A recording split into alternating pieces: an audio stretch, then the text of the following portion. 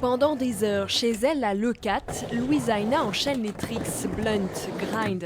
Comprenez toutes sortes de sauts et figures avec sa planche de skate. Du haut de ses 10 ans, la jeune fille pratique le skateboard depuis presque la moitié de sa vie.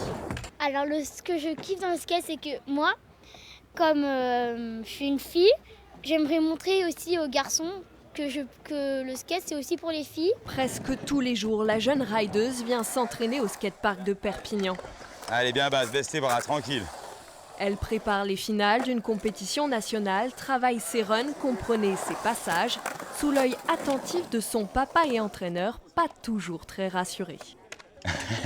faut pas être cardiaque quand tu fais faire des enfants des sports comme ça. C'est sûr que Nana, elle se met quelques boîtes, des fois voilà, ça peut faire peur. Tous ces sports un peu extrêmes comme voilà, le skate, le windsurf, le surf, c'est sur les parents derrière au début qui poussent.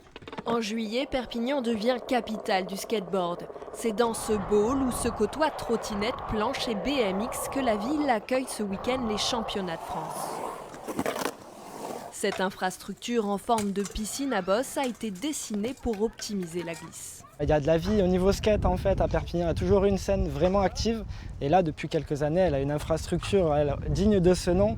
Discipline libre, invité au JO de Tokyo en 2020, le skateboard obtient petit à petit ses lettres de noblesse. Il y a une demande qui est croissante, le nombre de pratiquants n'arrête pas de gonfler, mais là maintenant on a atteint un certain stade de développement où maintenant ça prend sa place réellement au même titre que le football, le rugby, c'est vraiment une discipline sportive et part entière. Plusieurs milliers de personnes sont attendues au skatepark de Perpignan tout le week-end.